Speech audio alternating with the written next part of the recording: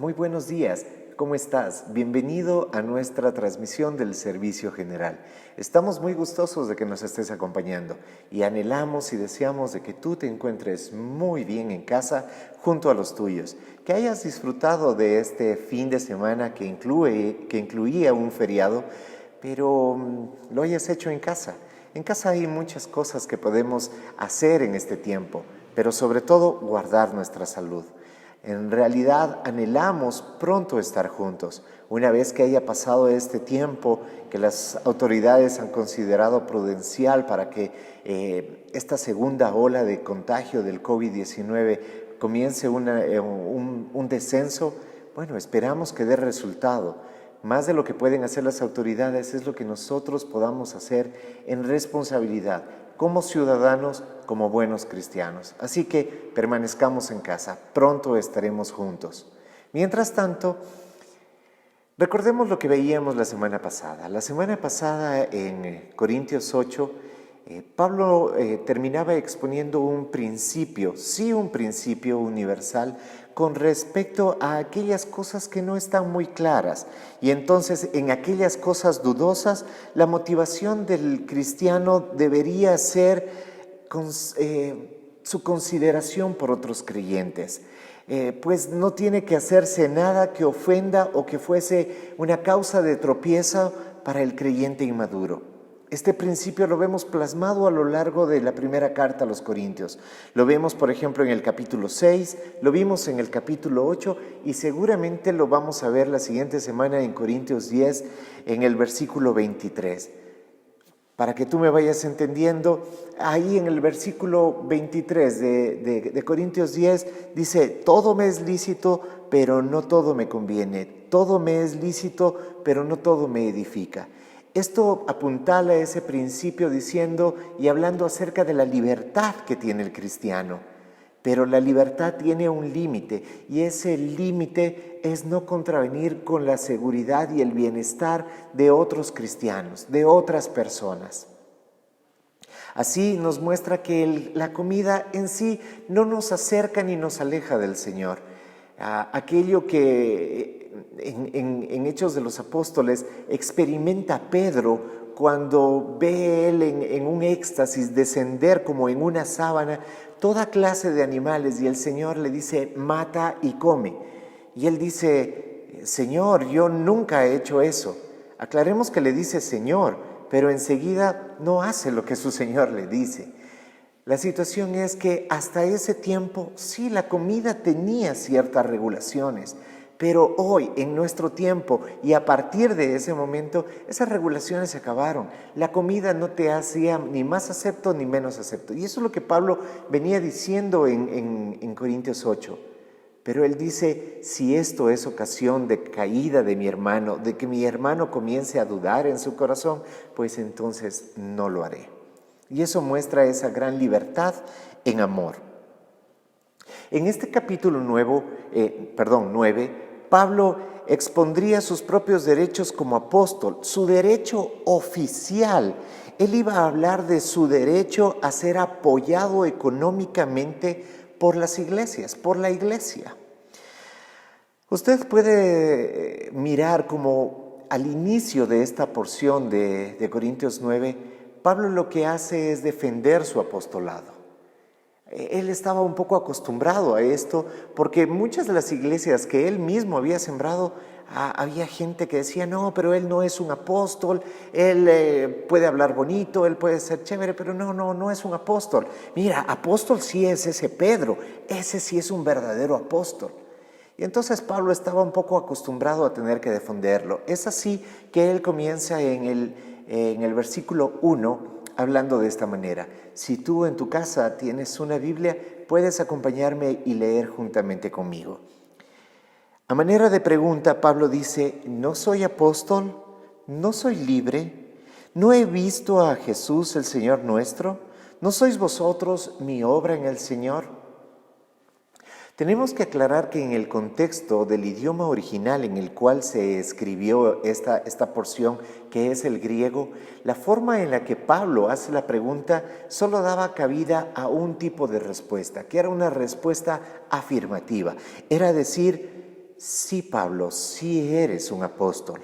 Y luego dice, no soy libre, la respuesta inmediata debería ser también, sí, Pablo, sí eres libre. Y luego dice, ¿no he visto a Jesús el Señor nuestro? Sí, Pablo, sí lo has visto. Y debemos de recordar que esto es lo que le ocurre a Pablo en el camino a Damasco. Cuando él estaba persiguiendo a la iglesia, tuvo este encuentro con el Señor Jesús que transformó su vida radicalmente. Y recordemos también que este era una justamente de las cualificaciones que debía tener una persona para ser considerada un apóstol. Estamos hablando de ese ministerio apostólico del primer siglo, que no tiene nada que ver con el ministerio apostólico de este tiempo, menos con aquella tendencia en la cual se piensa que los apóstoles es un reconocimiento profesional. Voy escalando un escalafón hasta convertirme en un apóstol. No, claramente esa no es la forma en la que el Señor levantó y concibió el ministerio apostólico en el primer siglo, y menos hoy en el siglo XXI no es la forma en la que es. Siempre el apostolado, sobre todo en este tiempo, en el siglo XXI, es para servicio a la iglesia. No es un cargo dentro de la iglesia, es una función de servicio. Muy diferente a la del primer siglo, que en cambio en el primer siglo se cumplía ciertos requisitos e inclusive vemos a este apóstol escribir más del 50% del Nuevo Testamento y al resto de apóstoles escribir las otras porciones. Entonces, esa doctrina, esa tarea que tienen en el primer siglo no es la misma que tienen en este tiempo. Pero no voy a volver a caer en estas explicaciones que ya le hemos visto en prédicas anteriores, las cuales te invitamos y te animamos que las puedas mirar. Se encuentran en Facebook y también se encuentran en esta plataforma, en Facebook Live. Así que si tienes más interés en conocer sobre el tema, puedes escuchar nuestras prédicas anteriores. Volvemos al tema. Pablo está defendiendo su apostolado y él claramente a las 3 primeras preguntas muestra que realmente las respuestas siguen siendo sí, sí, sí y sí. Y obviamente la cuarta no cambia. ¿No sois vosotros mi obra en el Señor? Les está diciendo a los corintios, bueno, ¿acaso no soy yo el que sembré la obra? ¿Acaso no soy yo el que les habló por primera vez el Evangelio y les presentó al Señor como su Señor y Salvador, valga la redundancia? Entonces la respuesta siempre será sí. Y luego continúa en el versículo 2. Si para otros no soy apóstol, para vosotros ciertamente lo soy, porque el sello de mi apostolado sois vosotros en el Señor. Nuevamente les está recordando justamente quién ha sido el que ha trabajado con ellos. Está bien, si hay otras personas que consideran que Pablo no es un apóstol, bueno, está bien, pero al menos los corintios no podrían decir eso, porque definitivamente Pablo era el que había trabajado en sus vidas, el que había sembrado en sus vidas y era el que les había mostrado el camino a la salvación. El versículo 3 y 4 de este capítulo 9 dice, contra los que me acusan, esta es mi defensa. ¿Acaso no tenemos derecho a comer y a beber? Exactamente lo que dice el griego es eso, sí, la palabra defensa, aunque hay otras versiones que dice respuesta. Pues es más o menos como que Pablo estuviera delante de un tribunal y fuese acusado sobre su apostolado. Entonces él presenta sus argumentos y parte de su defensa, lo que él está diciendo en su defensa, lo que él alega en su defensa es que como un apóstol del Señor Jesús, él tenía derecho a comer y a beber. Como apóstol, pues por supuesto que él tenía libertad, que en aquel momento estaba siendo restringida por otras personas. Realmente no sabemos qué era lo que estaba exactamente pasando, pero suponemos que había gente que estaba comenzando a reclamar acerca de cómo Pablo vivía y cómo él lo que comía y lo que hacía. Probablemente de esto también parte en lo que Corintios 8:13 él habla y dice, si la comida hace que mi hermano tropiece, no comeré carne jamás para no hacer tropezar a mi hermano. Ahora, ¿Pablo tenía derecho a comer carne? Claro que tenía ese derecho. Y entonces probablemente porque había este tipo de conversaciones, Pablo es lo que responde de esa manera. Porque él tiene una voluntad libre para decidir lo que él puede hacer y lo que no puede hacer. ¿A qué me refiero acerca de voluntad libre? Cuando tú tienes la libertad para hacer alguna cosa y tú mismo te restringes en no hacerla, entonces tú estás manifestando tu voluntad libre. Eso es contrario a que cuando alguien te dice, no, tú no puedes hacer aquello. Entonces no, pues, porque tu libertad está restringida con ese límite. Pero si tú puedes hacer lo que tú quieras, pero tú a ti mismo te restringes, como lo que Pablo dice, yo sí puedo comer carne, pero no lo voy a hacer si esto afecta. Más adelante vamos a ver que él dice, claro, yo tengo todo el derecho de vivir del evangelio que estoy predicando. Ese es mi derecho y es un principio bíblico. Pero si tengo que renunciar a eso por causa de ustedes y porque ustedes estén bien, pues lo voy a hacer. Siempre está buscando lo que hablamos en el inicio, esa libertad con restricción basada en el amor hacia el prójimo. Si usted tiene la capacidad de hacer algo y elige como opción no hacerlo, entonces esa es la demostración más grande de su libre voluntad. El versículo 5 dice, ¿no tenemos derecho a llevar con nosotros una hermana por esposa, como lo hacen también los otros apóstoles, los hermanos del Señor y Cefas? Recuerda que Cefas es Pedro, ¿no? ¿Ya? Entonces aquí evidentemente está hablando de los hermanos del Señor aquí, o sea, de Santiago y de Judas. Y entonces está diciendo Santiago, Judas y Pedro tienen esposas. Y muy probablemente ellos con sus esposas participaban del ministerio. Entonces iban y eran acompañados a sus viajes ministeriales, eran acompañados por su esposa. Y él está diciendo, yo también tengo ese derecho. Yo también tengo derecho a llevar conmigo a una esposa, porque esa es la libertad que tengo para hacerlo. Pero también tenemos que recordar que Pablo es un misionero pionero, diferente justamente a Santiago, a Judas, a Pedro. Ellos están predicando a los judíos. Ellos ya están moviéndose donde ya había pasado tal vez la yunta con el arado. Pero Pablo está llevando el evangelio donde nunca había sido llevado. Él está llevando al mundo griego, a donde la palabra no había llegado. Y ese ministerio es tan complejo que él dice, yo sí tengo derecho a tener esposa, pero he escogido no tenerla porque entiendo el oprobio que puedo y que estoy viviendo a causa de esto. Si tú lees las cartas de Pablo, miras en Hechos de los Apóstoles, vas a ver cómo Pablo en ocasiones es golpeado, en varias ocasiones pasa cárceles. E imagínate, hasta su ministerio es puesto en duda por los mismos que él disipula y que las iglesias que él mismo siembra. Entonces dice, en ese sentido, él prefirió continuar, bueno, creo que viudo, como lo hemos hablado, probablemente en algún tiempo tuvo esposa. Pero él muestra y dice, ese también es mi derecho. Está hablando de los derechos que él tiene como ministro de la palabra de Dios. Y continúa él en el versículo 6 diciendo, ¿o solo yo y Bernabé no tenemos derecho a no trabajar? Pablo se preguntó si Bernabé y él eran los únicos que no tenían derechos a ser mantenidos por la comunidad. Pablo está exponiendo y está diciendo, mira, como misionero, yo podría quedarme aquí. Y yo digo, bueno, yo ya soy salvo, las misiones no me van a dar más salvación, yo podría quedarme aquí tranquilo.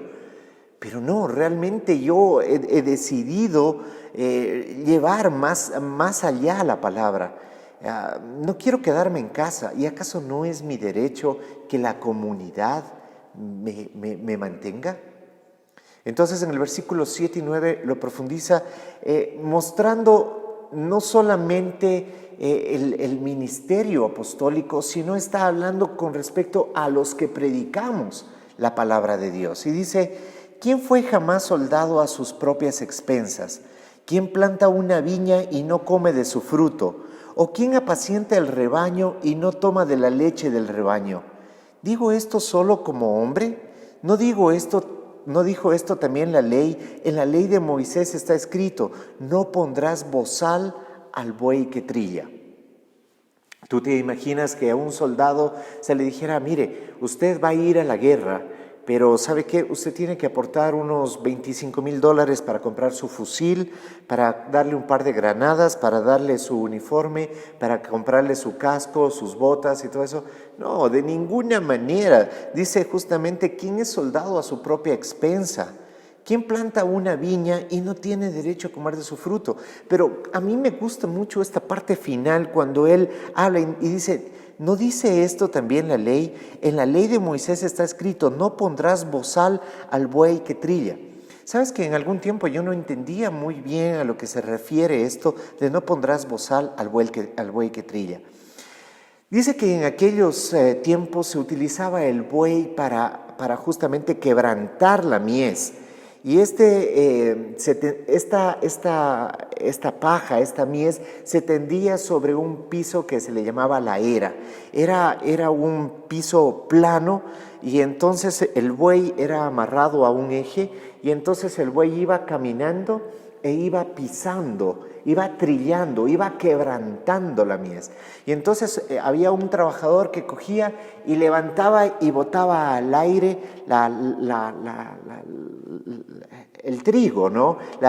Aunque todavía no estaba separado. Pero esta era la función: justamente lo botaba, y entonces venía el viento, y el viento se llevaba la paja, que era liviana, y caía el trigo, ¿ya? Y entonces dice que no se le ponía un bozal al buey, porque el buey, mientras iba caminando, pues tenía hambre, se cansaba y bajaba y comía de lo que caía a sus pies. ¿Te das cuenta? Cuando veo esa comparación en la función que hacían en ese tiempo los apóstoles, la función que hoy hacemos nosotros como pastores, que tenemos ese privilegio de predicar el evangelio y vivir de esta labor, es justamente eso. Somos bueyes que vamos trillando, que vamos pisoteando, que vamos quebrantando la mies, y pues es el Señor el que va moviendo aquello, y pues las cosas que vivimos en la vida, las pruebas y todo eso, van quitando la paja y va quedando el trigo. Y entonces dice que el buey se alimentaba de eso. Es realmente maravilloso, pero mira lo que dice el 10 y el 11. Dice: ¿se preocupa Dios por los bueyes? Mira, la pregunta es esa. Luego de que él da esta enseñanza y luego esta aclaración que nos deja ver más profundamente a qué es a lo que se refería, Pablo dice: ¿se preocupa Dios por los bueyes? ¿O dice enteramente por nosotros? ¿Por quién está hablando esto? ¿Por quién está enseñando? ¿Por el buey que está trillando? ¿O está hablando por nosotros, dice Pablo, por aquellos que nos dedicamos a predicar el evangelio? Y él mismo responde: sí, por nosotros se escribió esto, porque con esperanza debe arar el que ara, y el que trilla con esperanza de recibir del fruto. Si nosotros sembramos entre vosotros lo espiritual, ¿será mucho pedir que cosechemos de vosotros lo material? Yo sé que muchas veces estos temas suelen ser temas complicados y difíciles de hablar, más cuando esto se prepara como un tema para rebatir. Pero hay mucha más libertad cuando predicamos expositivamente, y a esto nos ha llevado el Señor, a hablar sobre esta situación. Y entonces, hablando de esto, Pablo mencionó esto también en Gálatas 6, cuando dice: al que se le enseña la palabra, que comparta toda cosa buena con el que le enseña. No es la única vez que Pablo está hablando de aquel derecho que tenemos aquellos que predicamos el evangelio de vivir de esta labor. Yo sé que pueden haber muchos argumentos en contra de esto, pero ¿por qué no trabajan? ¿Por qué no tienen una profesión y cosas por el estilo? ¿Por qué hay muchos pastores que llegan a ser opulentos en esto? Bueno, yo no puedo responder por eso. Y yo sé que todas estas cosas, al menos cuando se habla de opulencia, cuando se habla de mal manejo financiero dentro de la congregación, yo sé que esto puede generar muchos reparos. Y es verdad, pero yo no puedo hablar por otros, pero sí puedo hablar por lo que sucede aquí en nuestra congregación. Y obviamente aquí en nuestra congregación nosotros tenemos un control muy estricto de las finanzas y el salario no se lo fija el pastor, se lo fija el consejo. Y es el consejo que a medida de que hay las posibilidades, pues la persona que trabaja a tiempo completo, en este caso tengo el privilegio de ser yo quien trabaja a tiempo completo. Esperamos que en algún tiempo haya más gente que trabaja a tiempo completo. Y si trabaja a tiempo completo, ¿acaso no es merecedor de su salario? ¿Acaso el abogado cuando litiga no tiene derecho a cobrar? ¿El arquitecto cuando diseña no tiene derecho a cobrar? ¿El obrero cuando trabaja no tiene derecho a cobrar? ¿Por qué aquel que se dedica al ministerio de la predicación de la palabra no tiene derecho a cobrar? Eso es lo que Pablo está diciendo. Y Pablo dice, no debe ser así, debe tener todo el derecho a cobrar, porque el que predica o el que siembra entre ustedes tiene derecho también, como aquel que siembra la viña, tiene derecho a comer de las uvas. Claro, el que siembra la palabra en medio de ustedes también tiene derecho a vivir de un salario. Pero es que se busque otro trabajo. Pues si me dedico a lo uno, no me dedico a lo otro. Y profesión, bueno, sí tengo. Y no una, tengo varias profesiones. Pero he escogido, porque el Señor me ha escogido, he escogido obedecerle y servirle. Este es mi caso personal. Yo no puedo hablar por los demás. Pero eso es a lo que se está refiriendo Pablo. Pero luego, Pablo dice en el versículo 12, si otros participan de este derecho sobre vosotros, lo habla como un derecho. Si otros participan de este derecho sobre vosotros, ¿cuánto más nosotros? Está diciendo Pablo. Sin embargo, no hemos usado este derecho. Él primero clarifica y dice, este es el principio, esta es la forma como Dios quiere que se hagan las cosas. Él quiere que la provisión del que predica, del que se dedica a la predicación de la palabra, nazca de en medio de la congregación.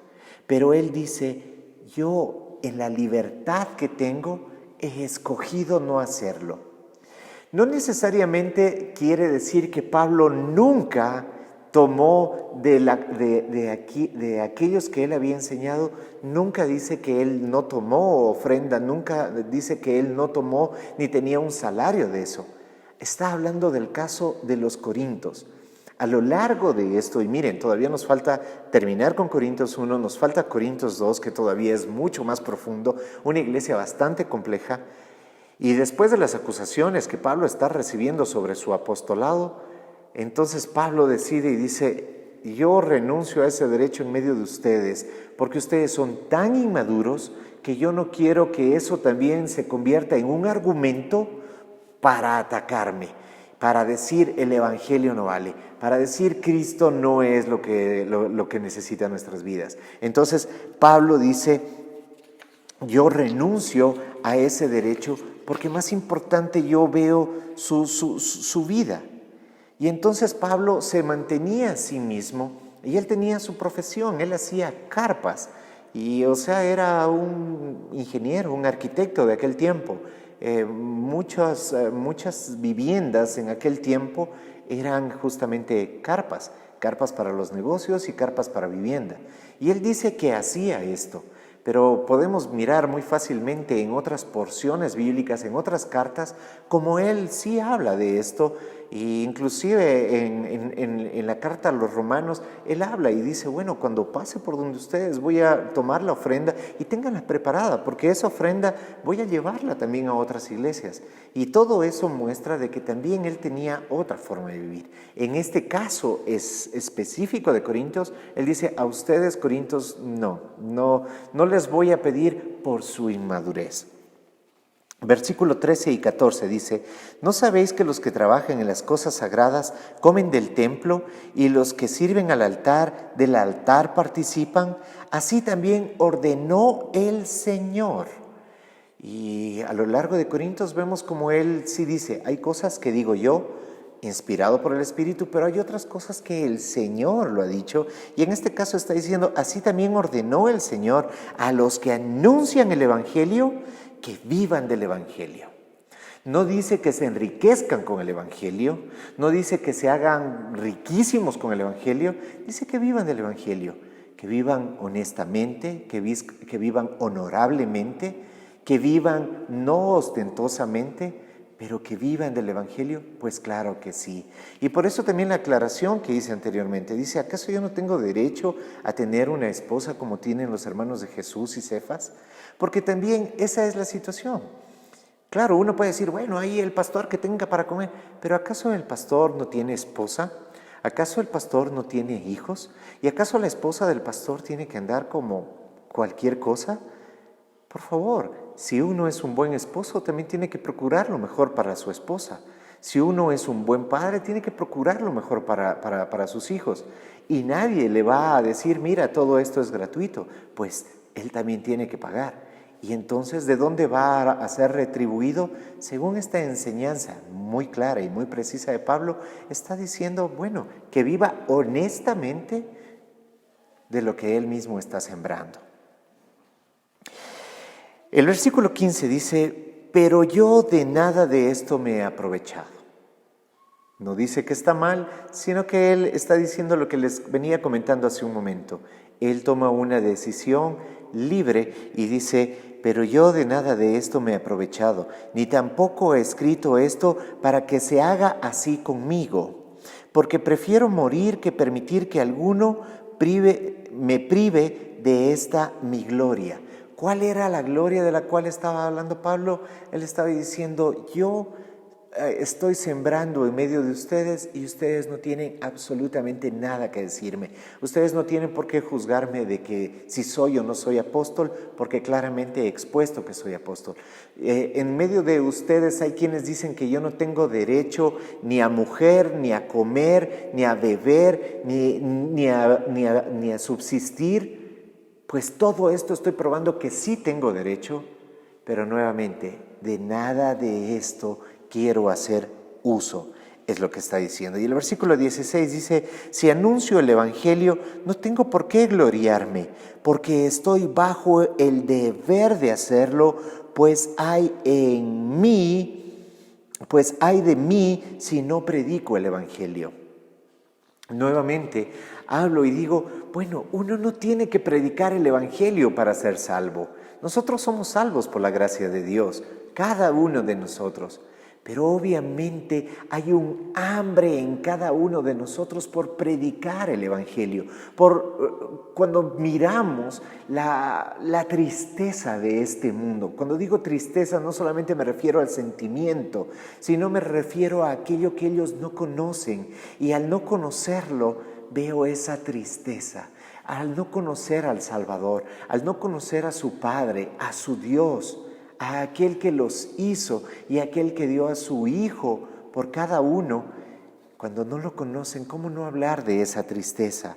Pues hay en cada uno de nosotros un impulso interior a predicar el Evangelio, a hablar, pues el Espíritu Santo en nosotros se mueve a que abramos nuestros labios y no nos callemos, a que actuemos como cristianos y que nuestras obras, nuestros frutos reflejen a aquel que nos compró a precio de sangre. Y eso es lo que está diciendo él: ay de mí si no predico el Evangelio, porque lo aclara en el versículo 17 y 18.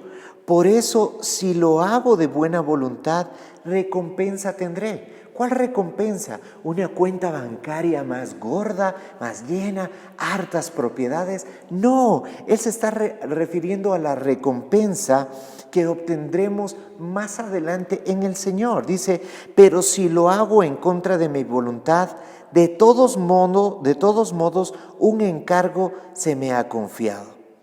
¿Cuál? Pues es mi recompensa, está preguntando él, que predicando el Evangelio presente gratuitamente el Evangelio de Cristo sin hacer pleno uso de mi derecho a vivir de mi trabajo en el anuncio del Evangelio. Pablo no predicaba motivado por ninguna intención oculta, ni tampoco lo hacemos nosotros. Predicamos porque ese es nuestro llamado y hacemos uso de nuestra libertad conforme cada uno en madurez y en sabiduría y en necesidad lo tenga presente. El versículo 19 dice: por lo cual, siendo libre de todos, me he hecho siervo de todos para ganar al mayor número. El apóstol tuvo la libertad de convertirse él mismo en un esclavo. No era él un esclavo, pero él tomó esa libertad para convertirse en un esclavo de los demás a causa de ganarlos para Cristo. Definitivamente Pablo es un hombre increíble, impresionante, con muchas fallas, con muchas cosas que lo hacen humano, pero definitivamente con una pasión por Cristo, de la cual cada uno de nosotros tiene muchísimo que aprender. El versículo 20 al 23 dice: me he hecho a los judíos como judío. Aquí comienza una exposición de las más conocidas del apóstol Pablo. Me he hecho a los judíos como judío para ganar a los judíos, a los que están sujetos a la ley como sujetos a la ley, aunque yo no esté sujeto a la ley, para ganar a los que están bajo la ley, a los que están sin ley como si yo estuviera sin ley, aunque yo no estoy sin ley de Dios, sino bajo la ley de Cristo, para ganar a los que están sin ley. Me he hecho débil a los débiles para ganar a los débiles. A todos me he hecho de todo para que de todos modos salve a algunos. Y esto hago por amor del Evangelio, para hacerme copartícipe de él.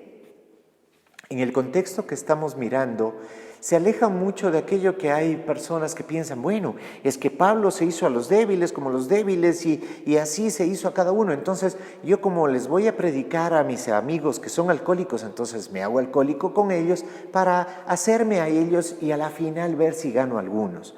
Es que mis amigos son mujeriegos, entonces yo también me voy a hacer mujeriego como Pablo se hizo para entonces yo también ganar. No tiene nada que ver con eso. Pablo más bien está contemplando todo esto como una carrera, como una competencia, y eso es lo que justamente comienza a aclarar en el versículo 24. Dice: ¿no sabéis que los que corren en el estadio, todos a la verdad corren, pero uno solo se lleva el premio? Corred de tal manera que lo obtengáis. Nuevamente le da un contexto a esto y está diciendo: mira, estamos en medio de una competencia. Él mira esta vida como eso, ¿sí? Y él dice: bueno, en una competencia, en un estadio, todos corren para llegar a la meta. Pues corramos de tal manera que lleguemos a la meta. ¿Cuál es la meta? Convertirnos en instrumentos del Señor para predicar el Evangelio, para alcanzar nuestra recompensa. Eso fue lo que Pablo preguntó: ¿cuál es mi recompensa? ¿Qué es lo que estoy buscando ganar con todo lo que estoy haciendo? Al renunciar a mis libertades y yo mismo convertirme en un esclavo, ¿qué es lo que estoy tratando de ganar? Pues obviamente nosotros sabemos que en una carrera naturalmente siempre habrá uno que gane. Pero la verdad que es que cuando estamos hablando del Espíritu, no se está hablando de que uno va a ganar, sino de que todos debemos llegar a la meta. Y esa meta es, pues, predicar el Evangelio, que puedan conocer a Dios como Él realmente es. Por eso Isaías 45, 21 y 22 dice: ¿no soy yo el Señor? ¿No hay más Dios que yo? Está hablando Dios a través de Isaías y dice: un Dios justo y salvador. ¡Wow! Maravilloso.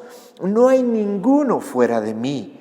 Volveos a mí y sed salvos todos los términos de la tierra, porque yo soy Dios y no hay ningún otro. Y eso es lo que Pablo está convencido. Necesitan conocer a Dios. No sé si esto te convence a ti, pero a mí me ha convencido. Tenemos que predicar el Evangelio, no por una ganancia deshonesta. Tenemos que predicar el Evangelio por ganar la recompensa a la cual Pablo se está refiriendo. Y esto es lo que dice el versículo 25. Todo aquel que lucha o compite en los juegos, de todo se abstiene. Ellos a la verdad lo hacen para recibir una corona corruptible, pero nosotros una incorruptible. Pablo no está hablando de salvación. Pablo está mirando aquel momento cuando estemos siendo juzgados delante del trono de Cristo. No juzgados para salvación, porque la salvación ya la tenemos en Cristo Jesús, sino para recibir nuestras recompensas. ¿Cuáles son las recompensas que vamos a recibir? Esto lo vimos en Romanos, ahora lo vemos en Corinto 1 y en Corintios 2 lo vamos a volver a ver porque Pablo no está fijando su mirada en este mundo. Pablo está fijando su mirada hacia adelante, en lo que realmente es nuestra vida. No está él fijando su mirada en algo que es momentáneo, que durará 80, 90, 100 años en el mejor de los casos. Pero tarde o temprano lo único seguro de la vida es que se acabará. Pero lo único seguro de la eternidad con Cristo es que estaremos con Él por siempre. ¿Y cuáles son las recompensas que vamos a tener? El Señor podrá decir, ven, siervo bueno y fiel. ¿O qué dirá? Apártate de mí, siervo malo. No es que te estará echando al infierno, al lago de fuego. No irás a ese lugar, porque la salvación en Cristo es eterna. Pero sin duda, probablemente te darás cuenta y dirás, wow, cuánto tiempo perdí, cuántas almas se perdieron, cuántas personas tuve la oportunidad de hablarle y tuve temor de hacerlo, cuántas veces quise hablar y no me sentí preparado. ¿Cuántas veces el Señor me dio la oportunidad de hablarle a alguien porque Él quería obrar en su corazón y yo sellé mis labios? Y de una manera u otra, probablemente tendrás que cargar con eso por la eternidad. Tenemos que ser siervos diligentes. Tenemos que dejar el miedo a un lado y permitir que el amor de Dios en cada uno de nosotros se perfeccione para dejar el temor y vivir en el amor. ¿Tenemos que prepararnos? Pues claro que tenemos que prepararnos. Tenemos que ser responsables en cuanto a nuestra vida cristiana. El Espíritu Santo está en cada uno de nosotros. ¿Qué mejor maestro tenemos? Pero no podemos dejar de lado las Escrituras, la palabra de Dios. Y esto tiene que volverse en nuestra principal fuente de información, de conocimiento y de doctrina de vida. Porque eso es vida. Y es una herramienta útil para transformar nuestra forma de pensar. Entonces tenemos que prepararnos. Y cada vez que el Señor nos dé la oportunidad, tenemos que hablar. A tiempo y fuera de tiempo. Y entonces habremos corrido esa carrera de la cual Pablo está visualizando para llegar a la meta. No sé si primero, no sé si segundo, no sé si por último, de último, valga la redundancia, pero lo importante es llegar a esa meta, no quedarte a la mitad del camino. Nuevamente, no te hablo de salvación, Pablo no habla de salvación, Pablo está hablando de las recompensas del tribunal de Cristo. Y versículo 29 del capítulo 9 de Corintios, estamos llegando ya a la parte final y dice, así que yo de esta manera corro, no como a la aventura sin tener meta. De esta manera peleo, no como dando golpes al aire. Pablo dijo que él no peleaba como que estuviera luchando contra un adversario imaginario. Él está tratando de decir, esto no es un simple juego, esto es de vida o muerte. Y en verdad, es de vida o muerte. He puesto delante de ti la vida y la muerte. Escoge la vida para que te vaya bien. Y si tú tienes la vida y has conocido la vida, has conocido al Señor, pues ¿no anhelas que tu familia también lo conozca? ¿No anhelas también que tus amigos conozcan? ¿No anhelas que las personas cerca de ti, tu prójimo, conozca? Pues entonces no cierres tus labios y habla la verdad del Evangelio. Prepárate, porque el Señor sin duda te dará no una, te dará muchas oportunidades para que tú puedas hablar y predicar el Evangelio. Sino que dice el versículo 27, el último versículo de este capítulo, dice: sino que golpeo mi cuerpo y lo hago mi esclavo, no sea que, habiendo sido heraldo para otros, yo mismo venga a ser eliminado. Nuevamente, el contexto es claro. No está hablando de perder la salvación no se pierde, no hay ningún versículo en la Biblia que en su contexto enseñe eso, absolutamente ninguno. La seguridad de la salvación no viene de nuestras obras, ni siquiera de que nosotros podamos mantenerla. Si no pudimos ganarla, menos podremos mantenerla. Pero toda la Escritura sí nos enseña que la salvación viene de aquel que pagó el precio por ti y por mí en la cruz, por Cristo. Él la ganó para nosotros y Él la mantiene en nosotros. Pero sí nosotros debemos de esforzarnos para no quedarnos sin recompensa. Eso es lo que Él está hablando. La palabra que aquí se traduce como eliminado no es necesariamente la mejor traducción. La palabra de la cual se traduce es adoquimos, que quiere decir no aprobado o desaprobado. Entonces Él lo que está diciendo: venga a ser desaprobado, o sea, no sea apto para todo lo que el Señor me quiere confiar por la eternidad. ¿Por qué? Porque en esta vida fui perezoso, porque en esta vida tuve miedo, porque en esta vida lo único que quería alcanzar es: quiero alcanzar la salvación. El Señor la alcanzó por ti. Ahora tú tienes que ser un buen heraldo, un buen emisario de Él. Convertirte en un esclavo por amor del Señor, en un doulos que hace su voluntad. Y su voluntad es que tú seas un instrumento llevando la palabra del Señor. No te estoy diciendo, y esto lo aclaró Pablo en capítulos anteriores, no te estoy diciendo deja tu trabajo, deja tu profesión, deja lo que estás haciendo y pues entonces métete para pastor. No, si no tienes el llamado, no debes hacerlo.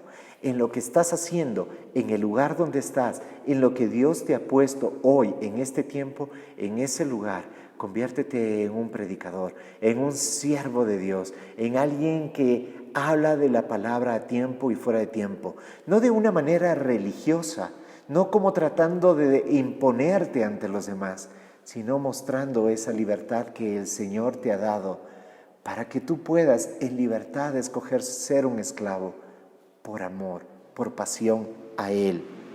Creemos que cada cristiano debería participar en esta carrera cristiana con la debida disciplina y esfuerzo, sabiendo que recibirá un premio. Nosotros no nos esforzamos ni trabajamos para obtener la salvación, porque la salvación es un don, un regalo entregado por la gracia y la misericordia de Dios. Pero, estimados hermanos, si usted ya es un creyente, si usted ya es un hijo de Dios, entonces estás esperando un reconocimiento para recibir tu premio, pues entonces tendrás que trabajar y esforzarte para merecerlo. Si vas a recibir una recompensa, tendrás que concentrarte en la pista y ponerte en acción y correr para llegar a la meta. Queridos hermanos, gracias por acompañarnos en este día domingo. Que el resto de lo que queda del día lo puedas seguir disfrutando.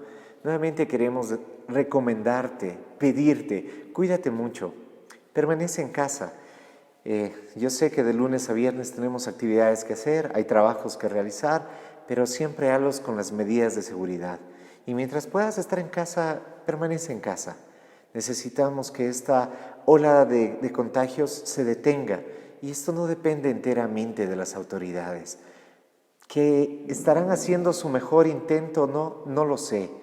Pero tú estás haciendo tu mejor intento y esa sí es nuestra responsabilidad.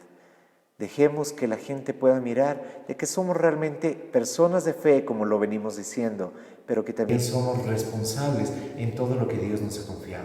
Nuestra salud, nuestra propia persona nuestras familias, nuestros amigos, nuestra congregación. Pronto nos veremos. Que Dios te bendiga mucho. Terminemos orando. Por favor, cierra tus ojos ahí en casa donde estás. Amado Padre, gracias por la enseñanza que hoy has traído. Padre, que esta enseñanza, esta predicación de la palabra pueda calar profundamente en el corazón de cada uno de mis hermanos. Que cualquier barrera que se haya levantado por experiencias nocivas sean derribadas. No podemos vivir una vida cristiana a nuestra manera. Solamente podemos vivir una vida cristiana como tú nos enseñas, Señor. Y que nuestro corazón sea lo suficientemente humilde para aceptar tus enseñanzas y que podamos llamarte Señor, no por una denominación, sino que te llamemos Señor, porque eso es lo que tú representas para nuestras vidas. Gracias por tu enseñanza. Señor, que ésta sea adaptada al corazón de cada uno para el crecimiento espiritual. Y Señor, te pedimos también por nuestras familias, por aquellos amigos y familiares que están tal vez en una clínica, en un hospital, tal vez en el peor de los casos están entubados, pero Señor, sabemos que siempre será tu voluntad prevaleciendo. Te pedimos que hagas misericordia y actúes a favor de cada una de esas personas. Te lo pedimos, Padre, en el nombre de Cristo Jesús. Amén.